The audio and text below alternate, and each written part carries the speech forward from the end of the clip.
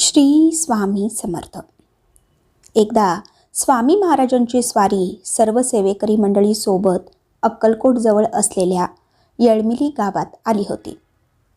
तेथून जेव्हा स्वामी अक्कलकोट येथे परतीच्या प्रवासासाठी निघाले तेव्हा अचानक जोरदार पाऊस कोसळू लागला. सर्वत्र विजांचा कडकडाट सुरू होता. अचानक सुरू झालेल्या पावसामुळे सर्वांचीच धांदल उडाली. स्वामी स्वतः मेळण्यातून उतरून पायी चालत हद्री नावाच्या गावापर्यंत आले.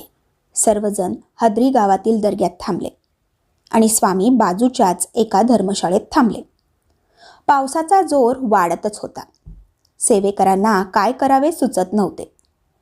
परिस्थिती अगदी असह्य झालेली होती. शेवटी सर्वांनी स्वामींनाच अतिशय तळमळीने हा पाऊस थांबवा अशी विनंती केली.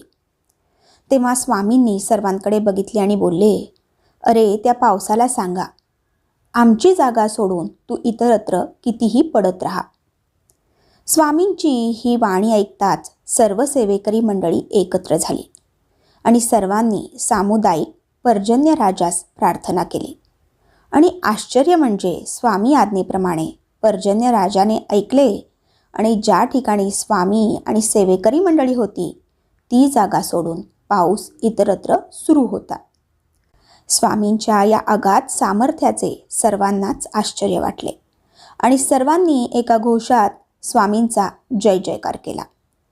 तर मंडळी, या कथेचा बोध हाच की स्वामी खूप मोठी शक्ती आहेत. स्वामींच्याच हुकुमाने ही सृष्टी कार्य करत आहे, हे कायम लक्षात ठेवा. धन्यवाद. श्री स्वामी समर्थ.